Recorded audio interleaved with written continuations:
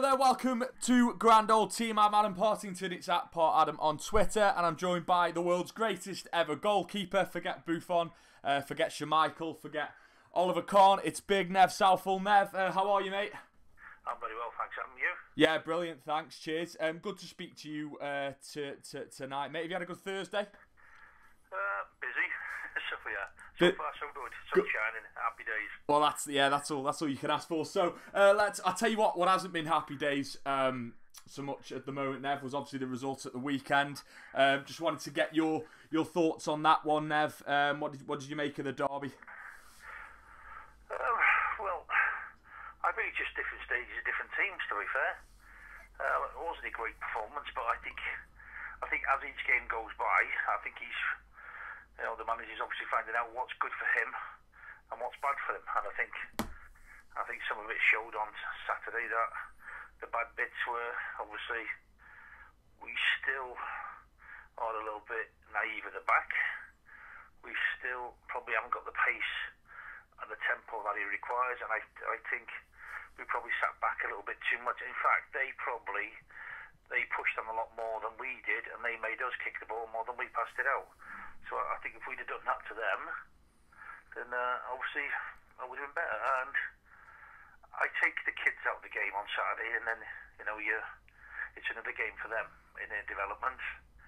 So that's good for them. They looked half decent, the kids, to be fair to them. Tom Davis looks okay. I just think he's a slow and steady builder. I don't think he's going to somehow magically produce 3 players from somewhere that's going to transform the team. I'm hoping he does, but I think he's slow and steady, and I think in today's world it's hard to get rid of people. It's easy to sign somebody, but it's hard to get rid of them. And I think he's still got some people there that you think, okay, they're obviously not his cup of tea. He's obviously looked at like he's looked at the age of the team. And what you got to remember, everybody looks at the game on Saturday and they look at the players we've got in the squad and stuff. But he's brought somebody in to do the recruiting. Now, you've got to give that fella time to come in and look at what he needs to recruit. And it's obvious what he needs to recruit, to be fair. So it's just not finding them. So I think he's approaching it in a two-way thing, that he's looking at the team going, or the squad going, like, he's for me, he's not for me. And I think end of the season, he'll obviously be damn sure of what he wants and what he hopes to get. Then you've got the recruiting fella who's come in there with a really good reputation, so he's looking to the future. My one concern was it should have been done before. Not by this manager, but by previous managers. When you got somebody like Lukaku, then we should have been looking to replace Lukaku straight away. Not because he's a bad player, but because every good player you've got, your job as a recruitment or a scout is to find someone better. So if someone better comes along, then we should be in a position to get rid of somebody before they will, so we can replace with someone better, not be held to ransom at times by people. Because you can't have that every transfer window, because that's no good. And I think we need to just look forward all the time and go, right, okay, even when we've got it's a decent squad now, to be fair, even when we've got a fantastic squad, then obviously you look at what Alex Ferguson has done, he replaced, and that's what you've got to do. If you're going to be a manager, you're going to stay any length of time, you have to turn the team over, otherwise they turn you over. And then you have a lot of managers, and we've had steady progress under the manager at the moment. I think he's a good. I think he'd be a great manager for us. I think he's a slow builder, and I think sometimes, like Saturday, if you look at the performance in the cold light of day, yeah, it went great. If you look at it in terms of development as a manager, yeah, okay, he don't do it in big games. He ain't got what I thought he had. He's probably not as quick as I used to think he was. Oh, he's a lot better than I thought. He coped with it a lot better than I thought. There's pluses and minuses for him, and I think because he's a slow builder, I think it's taught him a lot, and I think because he's doesn't come out and go, well, this, that, the other, we're going to do this, that, the other. I think he's one of them fellas that just will work at his pace, won't be fazed by anybody else. And he's been quite harsh with some of the players, and I think he's told them a few untruths. And I think he's done well. I think overall, if you take take the result on Saturday. Nobody wants to lose to Liverpool. Nobody wants to play as poorly as that, but it's happened. Not much you can do about it, and I wasn't best pleased with it, to be fair. But if you look at over the overall picture, I suppose it's slightly different for him. And I look at what he's thinking in his mind. Is he thinking new stadium? Right, okay, I've got X number of years to turn this team into something that wins games on a regular basis and wins big games and wins trophies by the time we get this new stadium. And that new stadium's probably, 3 years away? So I would have thought he's got a 3-year to 5-year plan in his head.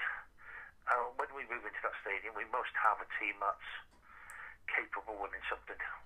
The league would be fantastic. If you get the Champions League and you get the Champions League place, that's okay, but you don't get any medals for coming fourth. So I'd be looking, saying, right, okay, when we move into this stadium, we've got to have assembled a squad that is capable of winning the league or has won the league. And I think that's what he must be looking at, because there's no point in having new ground, boys.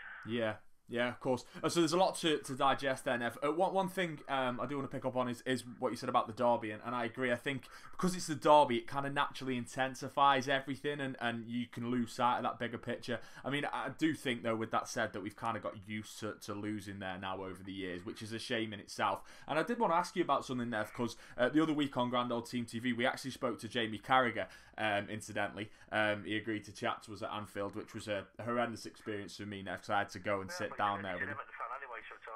Well, there you go. He did refer to Everton as we in the interview. Yeah. But one thing he said, which I wanted to ask you about, and this isn't, he didn't, he wasn't talking about your time at the club, but he said when he was playing Everton, he always kind of sensed that they'd beaten them before they'd got out there, and they'd be in the lineup, and the Everton lads would be shaking his hand and saying his name, and he said he couldn't quite understand it. Do you think, Nev, from the outside looking in now, do you think there is a mentality issue with going to Anfield or just playing Liverpool in general for the Everton lads? I think it comes back to the philosophy of your club, and we've been told for a number of years that 6 was unbelievable. Right, 6 was unbelievable. If you get to 6, then we still run around Goodison naked, because that's an unbelievable result, right? So the philosophy of the club has been, well, we're not a good team, so anything we get is a bonus. We get to a few finals and we don't quite make it. There's never been that, and we don't know what our self-worth is. And if you ain't got self-worth, then you do drift. And I think we drifted for so long that it's become a little bit ingrained, and I think you could see that the way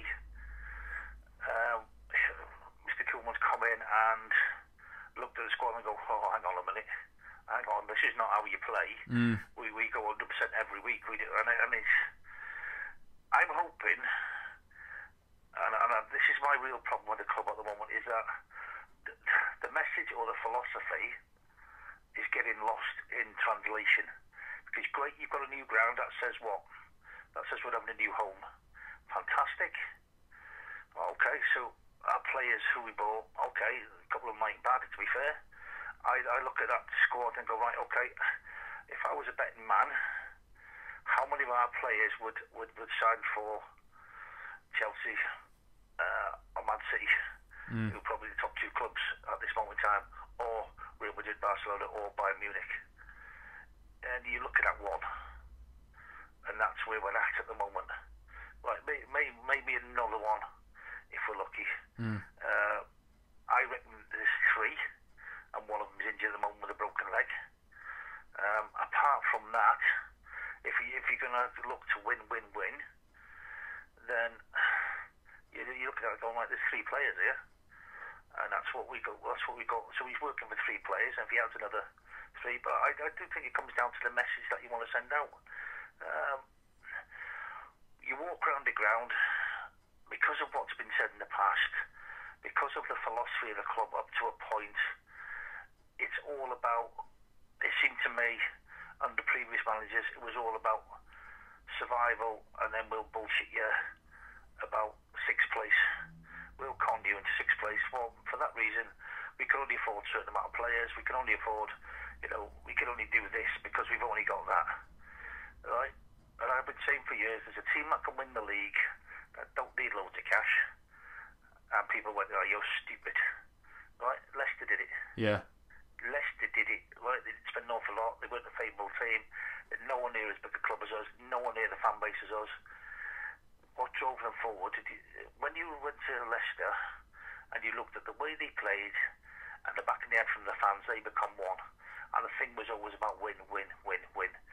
Now I look at our club and go, yeah, I think there's a great element of what Jamie Carragher says is true, because the players were fed the line that 6 is good enough. So if you have 6 and you come 8th, well, it's only two places off 6, so that ain't bad, is it? Because we nearly got there. So before you know it, 10, 24 places off 6, so that ain't bad, is it? Because we're only 4 places short. We might only be 2 points off 6. Oh, well, we were unlucky. Yeah, we nearly got there. So I think the whole philosophy was make to amend, make to amend, make to amend. Now we've got some money, apparently. Now we're having a new ground. And for me, I would take every one of the staff out of Goodison and I would sit them down and go, right, anybody here who doesn't want us to win the league or doesn't believe we can win the league within the next 3 years, get your coat and go. Because that's what we want. Any of the players, get the players in there. Any of you players who don't think we can win the league in the next 3 years or is not prepared to be part of that and share that philosophy, get your coat. If you don't want to play for us, get your coat and sod off, because we don't need you. And I think you've got to be really ruthless. And it sounds terrible because the players aren't a bad bunch of professionals, they aren't a bad bunch of players. But somewhere along the line, you've got to go, I'm sorry, I go to work, and if I don't do my job, I get the sack. Right? Now, I look at some of the players we've had over there, and if they were playing in my back garden, I'd shut the window and draw the curtains. Right? And everybody went, oh yeah, but it's all right because we haven't got this, we haven't got that. Well, if you haven't got money, what's the most important thing in the world? Is your recruitment and your academy. And they've done really well in the academy, to be fair to them. Right, so if you're going to do that, then you've got to have players coming through, and you've got to have people in that team then who actually help mould that kid into something. And John Stones got absolutely slaughtered for what he did. And he played in the back four with all internationals. Now, you can say what you want about John Stones and his learning, but what were them other people doing alongside him, and what were them people doing in front of him? They were internationals, they were on the pitch with him.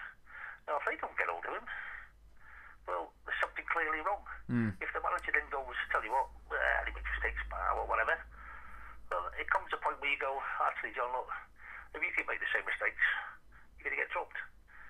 As simple as that. It's got to be really ruthless, because we don't give the fans, I told that at the club, they don't give the fans the impression that they're going to win the league. Do they ever? It's always, well, we might not. Well, what's wrong with going, I tell you what, we're going to try for the league next year, because I don't want my players going back pre-season going, right, lads, this is what we're going to do this year, we might get to 6. Why are you starting training? Why didn't you just go home? Why didn't you just get your coat and go and play in the league below where you got a chance to win the league?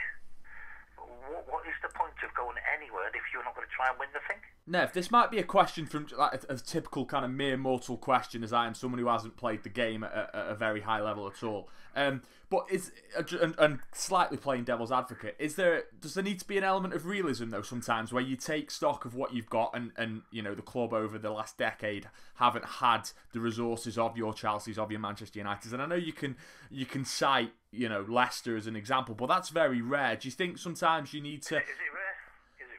The a side without the massive financial clout goes and wins the league. Do you not? I mean, again, I agree with you, Nev. I want everybody at Everton to want to go on and achieve everything they can. But all the sporting things. Look, the fella's just retired, Nick Skelton, this week, 58, won the gold medal in the Olympics. Broke his neck, not so long back, did he? Broke his back and neck. Right. You can go all the way through history, and the sporting things are fantastic. Look, the sports art, if you don't believe you could do something, you're never going to do it. You're not. So, whether you've got a £6 player or a £60 million player, what's that got to do with the attitude towards winning? Yeah, do you want to be realistic, or do you want to actually go? I tell you what, we're going to try 100% every single week to win.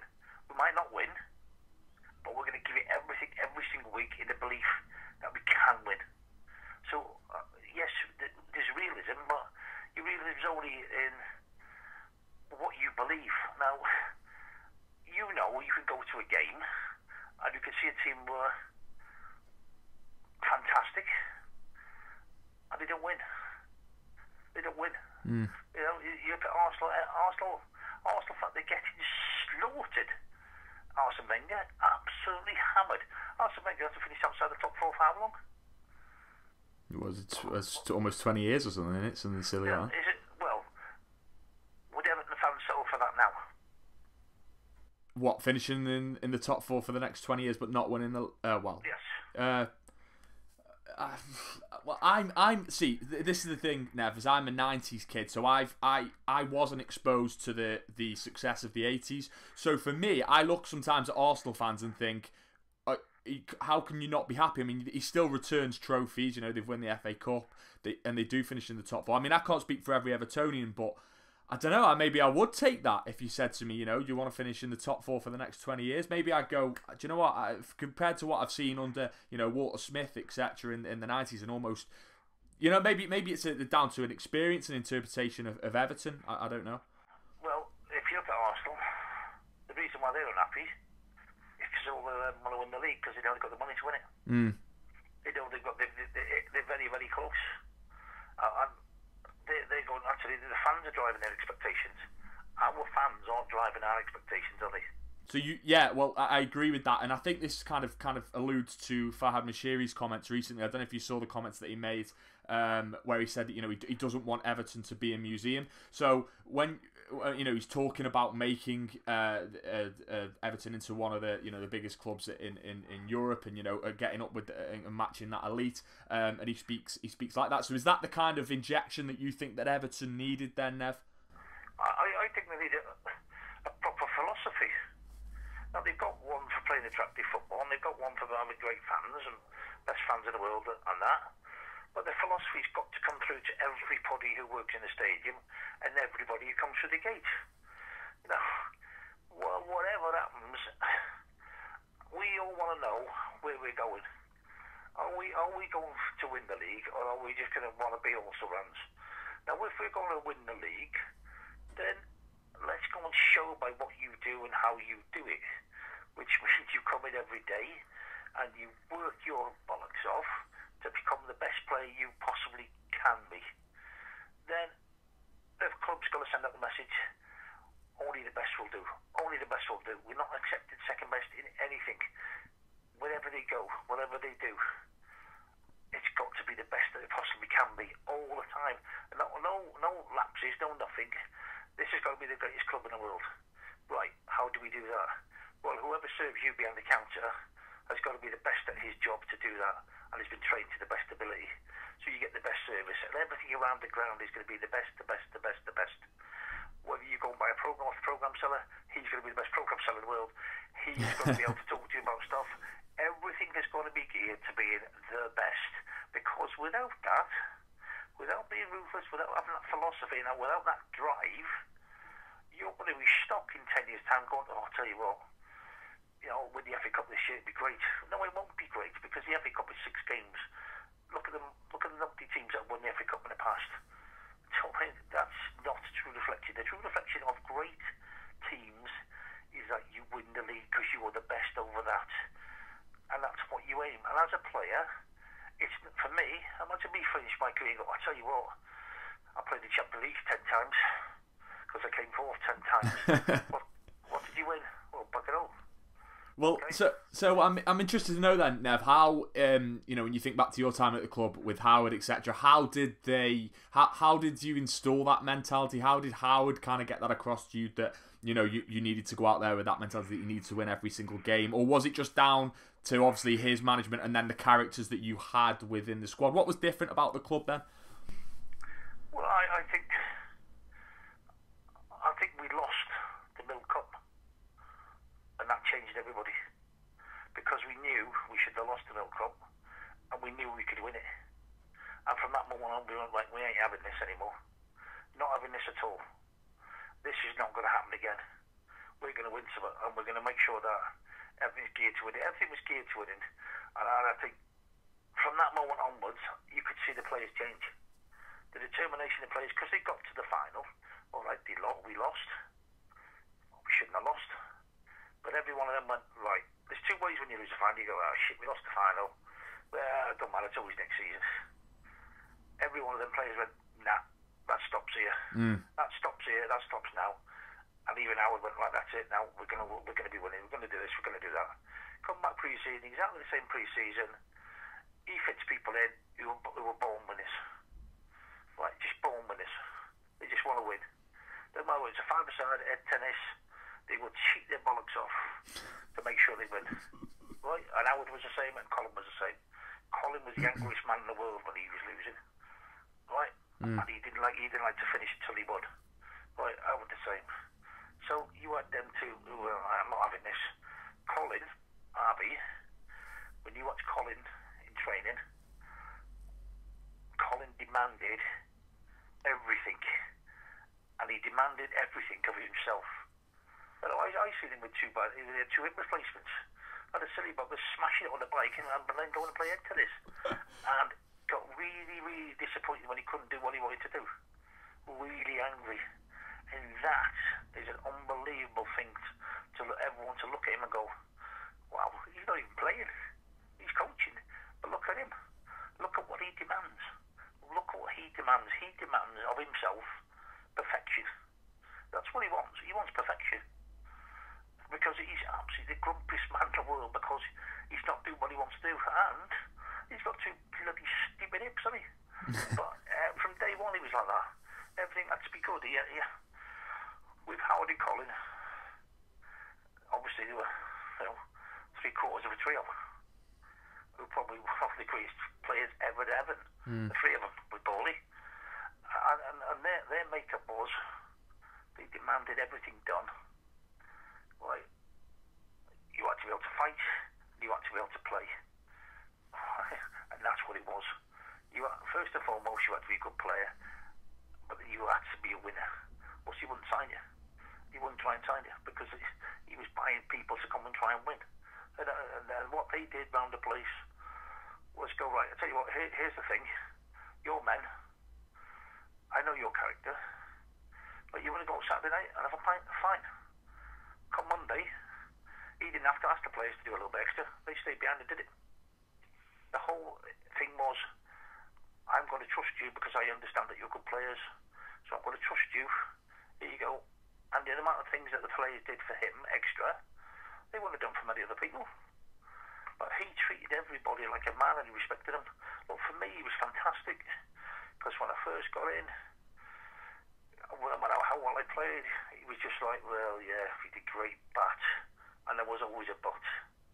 And it took me 6 months to kick his butt and go, and he came in one day and went, well played, and I went, oh, I'll tell you what, I struggled to get out the door, my head was that big. Right? And I thought, oh, you cheeky little bastard, because you've sussed me out. Because I've just spent the whole 6 months trying to prove you wrong. Just to shut him up. And what was good for me is that if on a Saturday he'd come to me and went, that was your fault for the goal, and we might have a little slight discussion, and then on Monday, if he was right, I'd go to him and go, yeah, you're right, it was my fault. But if it was wrong, and it wasn't my fault, he'd come in and say, yeah, I'm seeing it, not your fault. Now, that's a kind of honesty that I like, and that's kind of how you get respect. Because he's willing to admit he's wrong, and he's willing to open himself up to go, let's have a discussion there. And I'm just not going to be boss. I am going to be somebody who's honest and respectful, and we reach the right conclusion. And I think to me that was great. He was unbelievably underrated, Howard and Colin, as a pair. I tell you what, if they'd got the England job, they'd have smashed it because of what they did. And I see Arsene Wenger, and he gets all loaded for bringing all this stuff in. Our pre-season was all done with the ball, all geared to success. Everything was geared to success. He laid out a philosophy where we started in July, and we finished late in May because that's when the trophies were given out, and we peaked in May. And we was looking to peak in May, not peak in January, but thereabouts January, but peak in May.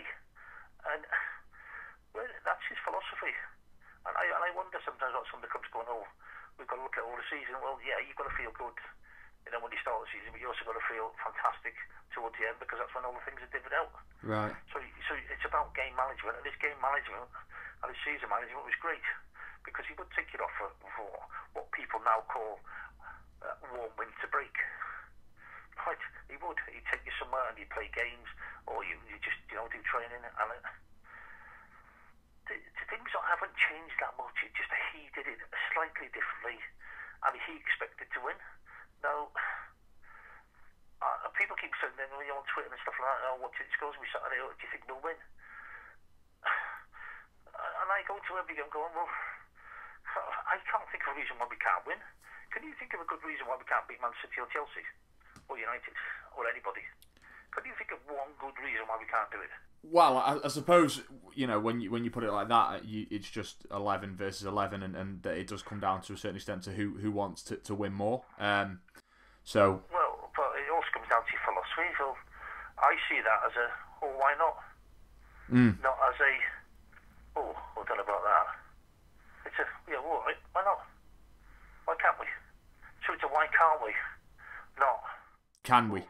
Yeah, I'm with you. I'm with you, Nev. No, it's absolutely fascinating listening to that there.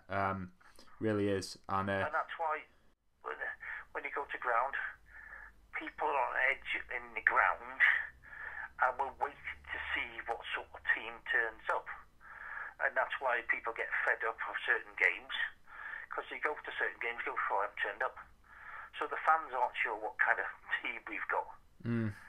But when we started, we struggled a little bit, and at least to be fair, we were shit, and then we came good, right?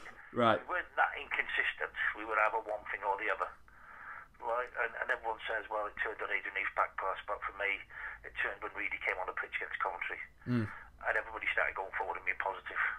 Yes, we did inches a little bit of luck, but when Reedy came on the pitch and he started bringing everybody forward, we started to be positive, and once we started to be positive, it was miles better than being negative. And Howard was always positive, always did things to, yes, we're going to do this, we're going to do that. Never care. I never did say in the dressing room, I'll tell you what, let's just go for the draw. That was not in his makeup.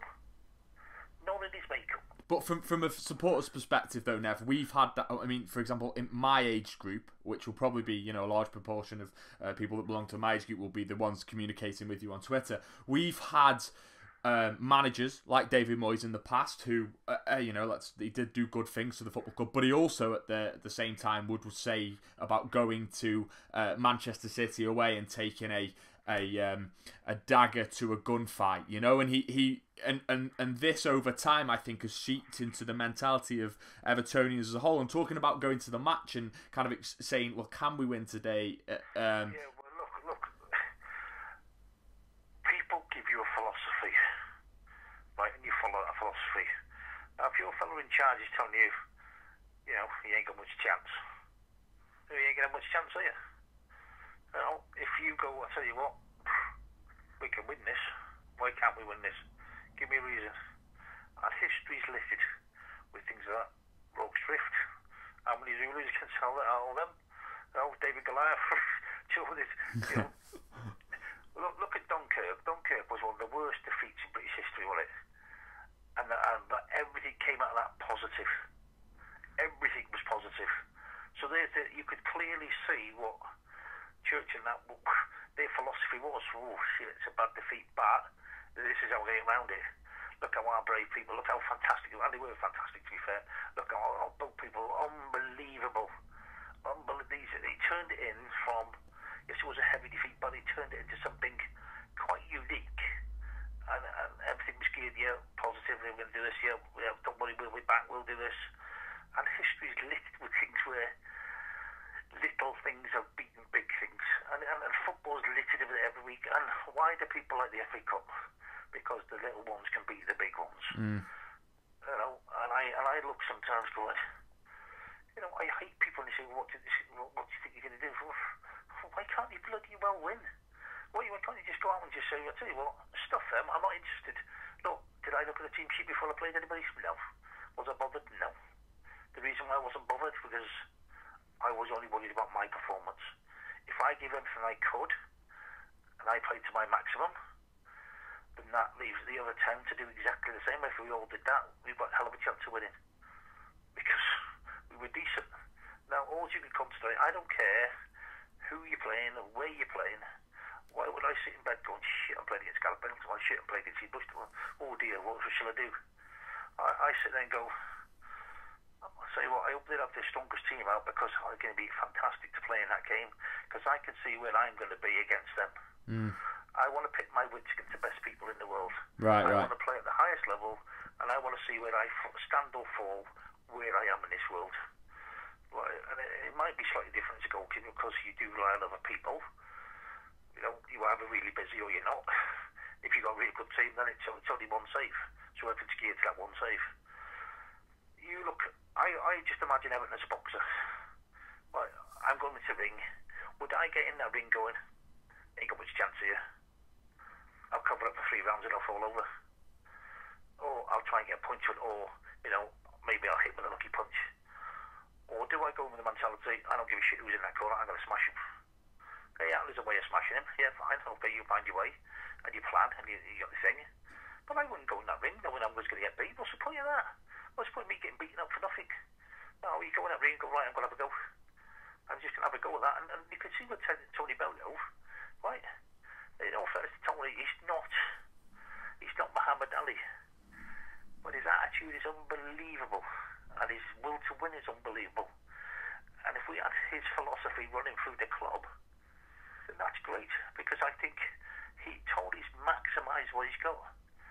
He's just maximised, he's just gone to the end of the earth to drag everything out of him. And I don't care what people say about him. He has maximised that. And I think there's a little bit more to come. I think he has maximised himself beyond his limits. Why? Because he wants to be world champion and he wants to be the best. That's driven him. Now, if you take his attitude and you put into 11 players, then you've got a hell of a team. You put that into a squad that's got a hell of a team. Now, your job as a manager is to get them 11 people to think like that and buy players who've got that mentality. And then I want the manager to have that mentality. Then I want the chairman to have that mentality. Then I want the fans to have that mentality. And I want them to look at us and go, wow, they're gladiators. They can smash people or they can play. But no one's going to beat them for effort and no one's going to beat them any other way. Absolutely. And that's what you want. I'm sick of people going, oh, well, you know, it is Man City, it is United, oh, it is Liverpool. So what? Why have you come into the sport? Why have you come into the sport to be an also-ran? What is the point? You know, I can't imagine any jockeys in the Grand National to go for. Fantastic if I get in the top 6. What for? Unless you've got a reason for that. You've got many more seasons you've already done, or you've got an old horse who can hardly run, or you've got an injury or something like that. That's different. But in general, people go in races to win. You know, I didn't see bloody Steve Cram going, or Steve Ovett going, oh, I'll be great if I come fourth. Everybody that goes to the Olympics goes for gold. They never go for silver or bronze. They always go for gold.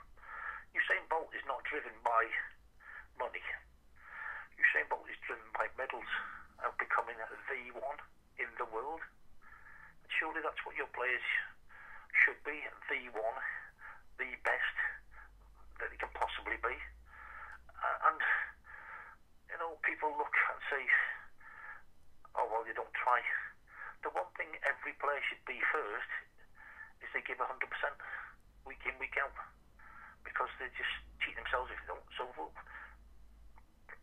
nobody should be able to outwork us. Ever, ever, ever. That's your first thing. Nobody ever should outwork you. Then, yeah, teams can outplay you. But they should never outwork you. Because everybody can run about. Nothing makes your legs stop apart from yourself.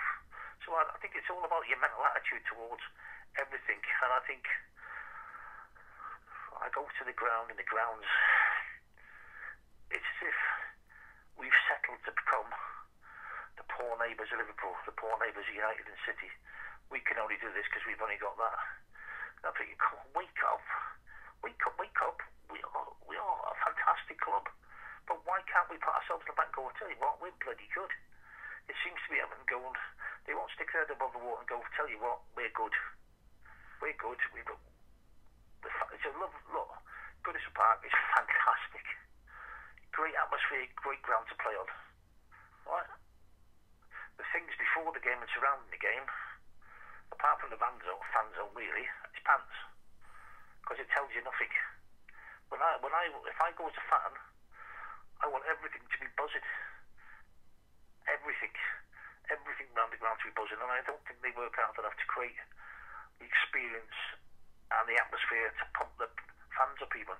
And I think that's the one thing I would say is that the fans have to generate their stuff themselves. And I'm thinking sometimes when you go into the game against Burnley and your West Hams and your Stokes and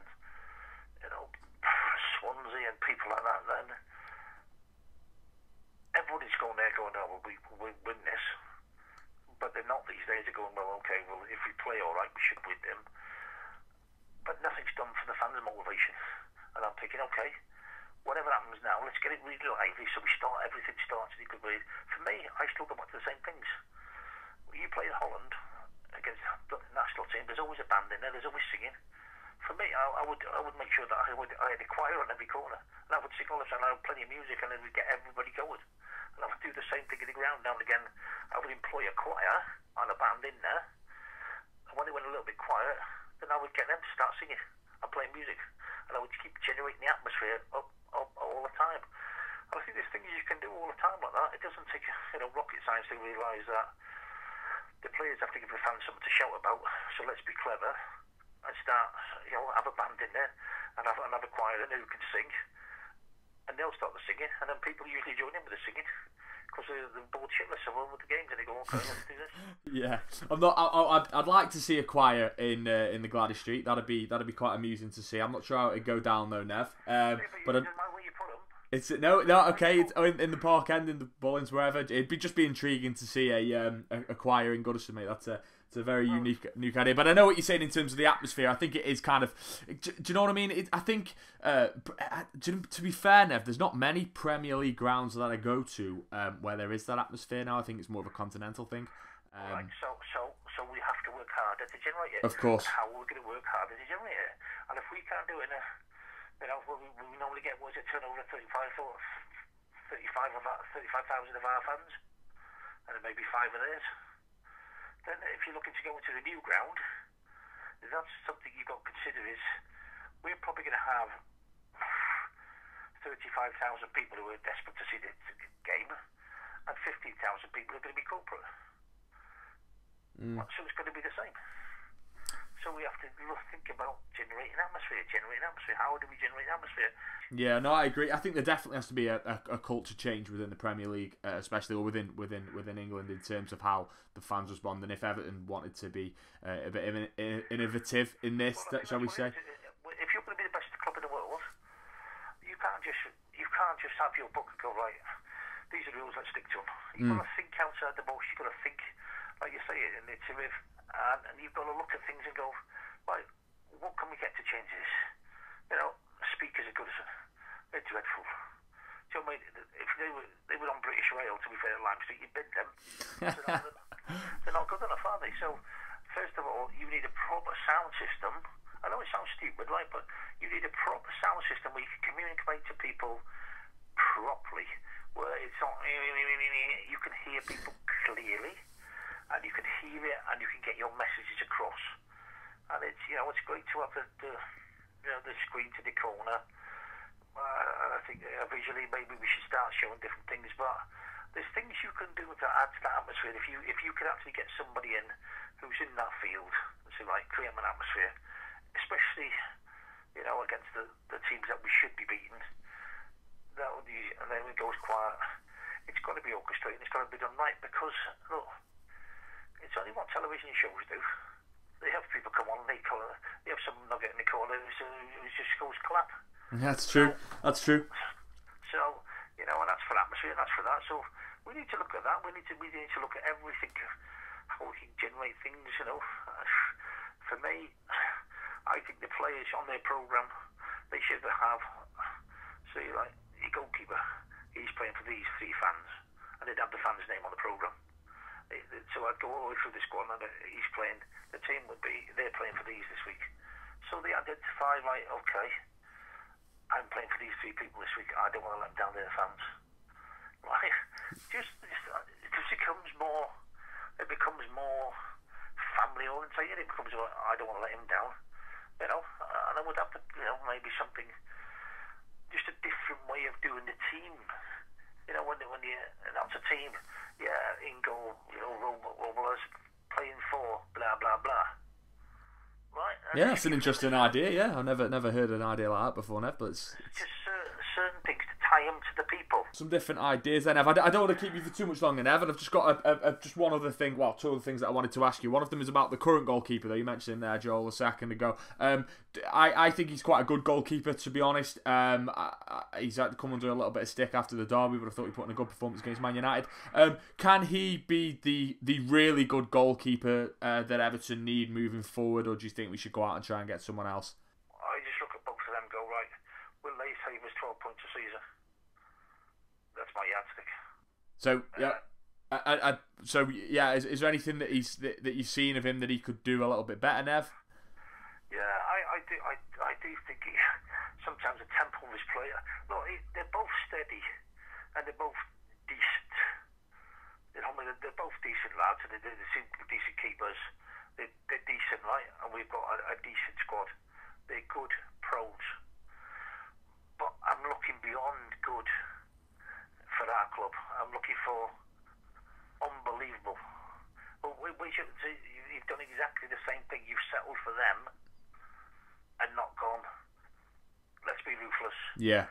Are they going to win me the league? How good they are, they ain't going to win me the league, are they? Probably not. No, probably not.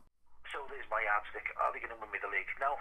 Okay, will they do so we can afford to buy one? Well, if the 4 people in front are good, then he's got half a chance of being there. They do okay. Let's be honest, do okay. His positioning sometimes is slightly. I've noticed it a couple of times. He's sort of moving before the ball's kicked. At times he's anticipating a little bit, which probably if he stayed a little bit, you know, if he set for a little bit longer before he moved, because you know. Good as anybody else is, I don't know where the bloke is going to kick the ball before. But you can't go because it's making his mind up for him. So the other fella did okay. They both seem to have spells where they come in and do really well, and then they have a few dodgy ones where they do really well, and then you have a few dodgy ones that do really well. And the thing, if in that is that you have to have a performance level over a season where, okay, I must have cost Everton a few goals, right, and a few points, but I did try and. I tried to balance it out by my performances of winning ones somewhat as well, and I was hoping that I would make less mistakes. Well, I wouldn't make mistakes, but I would make mistakes that wouldn't cost me goals necessarily. And I just took the games in 3s, and I said, right, 3, right, I ain't going to make a mistake in these 3 and just concentrate on these 3, and then, right, okay, I've done them. I've made a couple of mistakes, I haven't led to goals, so that's a bonus. So there's 3 gone by, right, the next 3, and I worked on little 3s.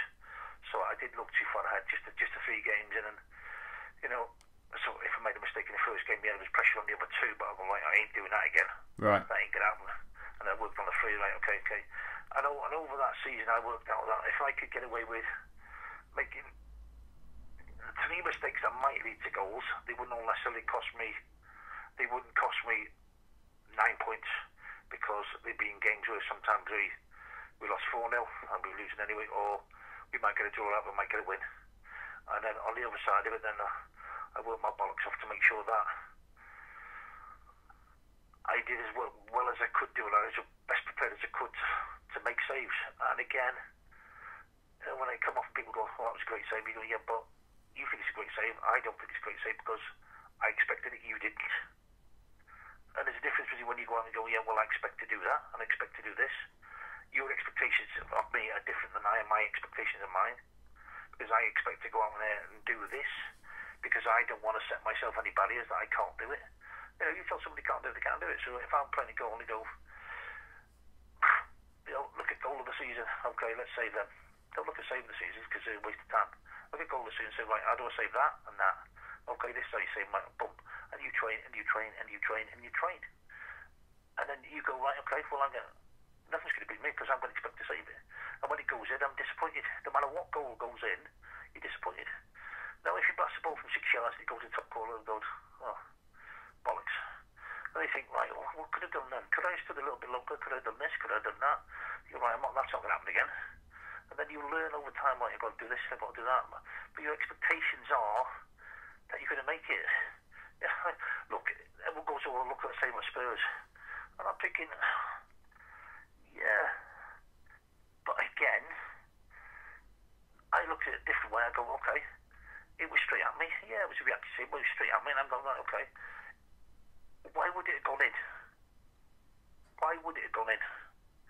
And I can't think of a reason why it should have gone in. So that's the way I look at it. I just go, okay. Yeah. Okay, that's it. Yeah, okay, it was a decent save because of his reaction. But I made some of them in training. And, so if I can make them in training, I can make them in games. So that's not a big shock. The timing of the save and the occasion, yes, okay. I get that in the context of that. But you were surprised. I was glad I made it, but I wasn't over surprised because it depends where you set your standards. And that's what I'm saying. Where your standards are set has got to be the one, the best that you can possibly be.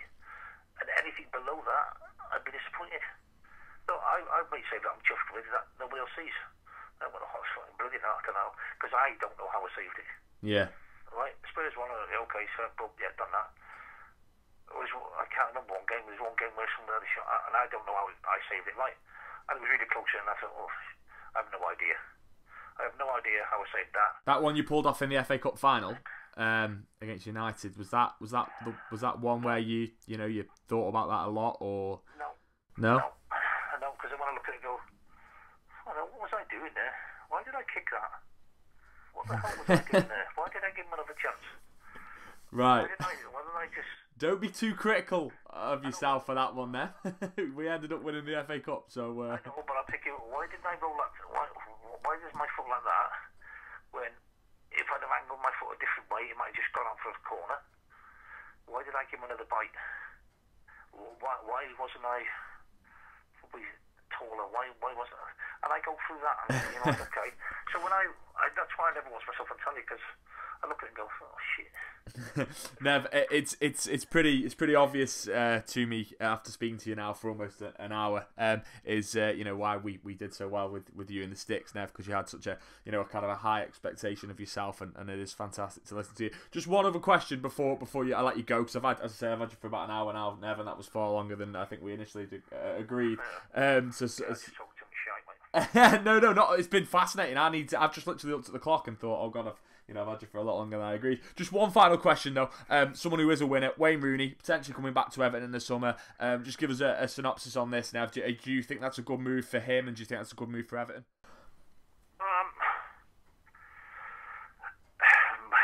He's better than what we got. I think coming back might give him a new sense of energy, a new sense of, because if he comes back, I'd be going, right, okay, first thing I want to do is stick two fingers up to Mourinho and go, right, you made a mistake. Yeah. I think looking at him, his body language looks as if he wants to go. Does he want to go to China? Why would I want to go to China? Let's be honest. A lot of cash over there though, Nev. But I know what you mean. I don't think he's the kind of guy, right? He's made enough. Let's be honest. Would he go to I don't know, Skemersdale or Southport for the same cash as he would in China? Of course he would. Right? And that's the level. It ain't great. I've watched it. It's his pants. It's nowhere near the level that it should, it will be at in a few years' time. Yeah. And it's good. It reminds me of America. Yeah, they'll throw money at it. Is it going to be a good place for his kids and his missus? Yeah, I suppose China's fine. But does he need it at this stage of his career? Would he rather come back to Liverpool and be settled and have all his family around him and be able to relax and really put something back into the club as a senior professional? I think he could. Is he short good example for some of the kids? I think he would, because he's won stuff. He takes a lot of criticism. Would he be good for Ross Barkley? I think he would, because he's very similar to Ross Barkley, because they've had the sort of same adulation. Probably Rooney's a better player and has proved he's a better player over a number of years. So therefore, he might look at Ross and go, "I'll tell you what, Ross, this is what you need to do." Yeah, that's my thoughts. Yeah. And I thought he might be really good for him. Same as I think he'd be good for Lukaku, because I don't think he'd let him stand about and lower his standards. I think he'd be good for a bit. I think he'd go down well. I don't think he might be one of the players who could win the league, because he's been there and done it. You look at him to go, okay, I'm not sure how old he is now. How old is he now?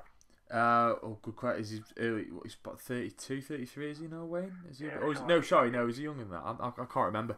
So I think he's got a bit of time left in him, and I think he reminds me of somebody coming home who's going to be relaxed and has made enough money to go, "Tell you what He's 31. What means the most to me is getting this club back to where it belongs."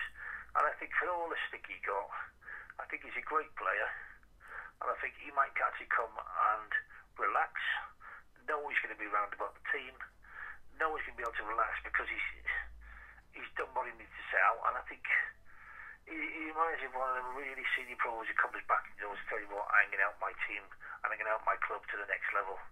And I think he could be a really good signing, because I just think he'd come and he'd enjoy his football. And he's got a great brain, football brain. And I think you look at him and thinking, yeah, okay, he's got a great football brain. He can relax and enjoy himself and have the freedom and have no pressure on him.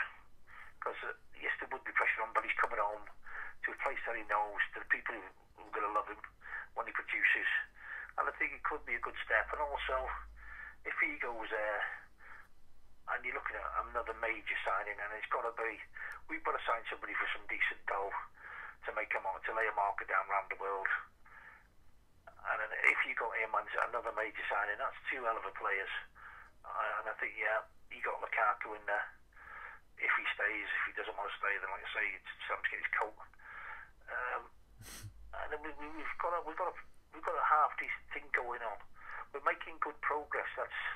I think that's what I like, is we're making progress, but I think the messages are mixed, or the messages aren't quite getting through to everybody, and we just need a proper, clear direction and philosophy. But that only comes from the top, and I think we need to have a proper, clear thing, and stuff that, look, the ground's a separate issue. I'm not really interested in the ground, and I think the ground's nice. At the moment, that's a new garage being built for me, and I want a Ferrari in the garage, not a Fiat Panda. And that's what I want, because I can't see the point of having a garage, a brand new garage. It's going to be fantastic, but my car doesn't reflect the garage. I want the car to be as one with the garage, like I want the team to be as one with the stadium, to be as one with the fans. I agree. And I think we just need to have, I think, you know, when I listen to things like, nobody agreed with what the manager said after the game Saturday, right? Nobody agreed with that, and I thought, what people have to realise is that he's playing two games, right? There's a game inside the dressing room where he knows better than anybody else what's going on and what he needs to say to actually work with that squad, what he needs to work with. Look, when I managed any team, I just lied. I just lied for the benefit of the team. I'd go in before the game and say, "Oh, this is going to be great, blah, blah, blah." Or I'd go, "I'll tell you what," and people next door, I've just heard them two talk and they think you're shit. I can't believe it. Right, and I just say stuff like that. Like, I go, "Oh, I can't believe that." You know, when I did the Wales under the 17s and 19s, you know, I say, "I can't believe them people. They were laughing at the anthem. I can't believe that." And they go, "Oh, so he's playing his little games with the players, but he's also somehow got to try and keep the fans on side, and that's a hard job." So what he necessarily says publicly is sometimes for the knows what's going on behind the scenes, but sometimes doesn't reflect well to the fans. And he's not like Martinez, because Martinez just come out and say, yeah, we had 100% possession. Yeah, we got beat 4-0. Yeah, we got 100% possession. Yeah. He ain't going to be one of them fellas. He's just not. Because he demands different things. And whatever he says, when you looked at his face and his body language after the game and during the game, he weren't happy. Nowhere near, because that's not what his teams do. So I think he's going along about his business. He's trying to keep things on an even keel. He's deciding who needs to go, who needs to stay, what he can get out of these people. And again, thinking to next season, like, what have I got, what I haven't got, what am I likely to get? And all that's going through his mind, and in the background he's going like, okay, now these kids might give me a problem because I now realise what I've got here as well. With a bit of luck, the recruit fella will be doing a great job, and he'll be looking. And whatever team they put out at the start of the season, the recruitment fellow will be looking for better and better and better and better. And I think he's making progress, but I think we're getting caught having a new stadium. It's not what fans really, really want. Fans want a world-class team. And that's no reflection on the players there. They just want a world-class team because they want to win stuff. And it's all very well giving them another toy to play with, but the toy they really want is a championship. It's a Premier League. Yeah. That's the toy the fans want. So yes, you can give them you can give them a toy to play with for now, but that ain't going to last that long. So I would rather go, I'll tell you what, let's get a team worthy of that stadium. And that's not disrespecting any of the players there, because they're all decent lads. They all seem decent pros, to be fair. They all seem to be trying every time. But he knows the way he wants to play. He looks to have a clear philosophy in his mind that all the top teams now go and press the ball lay up. And they play at a high tempo. And they've all got pace. And at the moment, when we're spot on, we go and press the ball, and we do play with a high tempo. The one thing we don't have is blistering pace anywhere. And sometimes that's our undoing against other teams, because pace seems to run us about a little bit. And I think there's things he can add, and I'm sure the manager goes, I'll tell you what, all the top teams now have pace. Okay, we need to have pace. So he's got his jigsaw, and he's got to fit his jigsaw occasionally. So he's got his jigsaw, and then he's got his extra bits, and his extra bits are the things that are on the way up. Yeah, no, Or he's got to get rid of him. Yeah, I've got a lot of faith in him putting it together as well. That jigsaw puzzle. I think he's the best manager we've had since Joe. Right, that's a good shout. He will do stuff, and he will do it his own way. And if we let him and we give him the backing, I think he'd be really good for us. I just like the way he does stuff. He doesn't stand any bullshit. Everyone said Ross Barkley was this, that, and the other, and then they were disappointed when he got left out saying, well, all he said to him was, look, Ross, do it every week, or don't bother playing. Yeah. Well, fine. No, you've got to produce every week. If you're going to play that position, produce me every week, because Hazard does. I agree. And it's a player, that's what's when you do it every week, and you do it at a high level, and you've got to improve to gains. And I think Ross has learned a lot. I think in the last I would have thought he's learned more under Koeman than he has than any other manager, because Martin has let him get away with murder, and he shouldn't have done. And he's 23 now, and if 23 you're a man, and you should be coming out of your going to be potentially good to being good, and that's why I think Wayne can help him out there, because he was good. Wayne was great at 23, and I think it's all about consistency and making the right decisions 99 times out of 100. And at the moment, the foul on Saturday, that was a classic case of Ross having two extra thoughts. What should I do with the ball? And then he shit, ball's there, I better try and get this. And it wasn't malicious, because he's not a dirty player. It's just the fact that for me, he's still an instinctive player. Give him 5 seconds, he's fantastic. Give him 2 minutes, he struggles. And that's the only bit he's got to work on. The instinctive stuff around the box, fantastic. Sees pictures straight away. When he's got time to think, then you could see Saturday touch, shit, tackle. And that's the bit that I hope Wayne's going to help him with, where he's going, look, tell you what, if you've got space, just knock it and go. Don't keep hold of the ball, don't keep an extra touch, because things are closing down. Just keep it moving, boom, off you go, and then get yourself in a position where you can get the ball around the box and you can do your stuff. I think outside the box, for me, his best position is just behind Lukaku. He's got to play up there, because that's where it is. He's not one to hit 90-yard balls. I think he's so good round the edge of the box. Why do I want him on the edge of my box? Because let's get him to do the things that he's really good at, while improving the things that he's not great at. Of course, yeah. It'll be interesting to see what happens with Wayne Rooney. But Nev, look, mate, I've really enjoyed this. Absolute honour to speak to you, Everton legend. And we've had history references, we've had Fiat Pandas, we've had Howard Kendall stories, far more than I expected, Neville. But once again, thanks for coming on to GrandOldTeam TV. Your book is Bin Man Chronicles. I think it's available on Amazon. So if you haven't read that or brought that yet, make sure to anyone who's listening, go on and give that a purchase. And Nev, once again, thanks for speaking to us, mate. It's been great. Cheers, Adam. Thanks a lot, mate.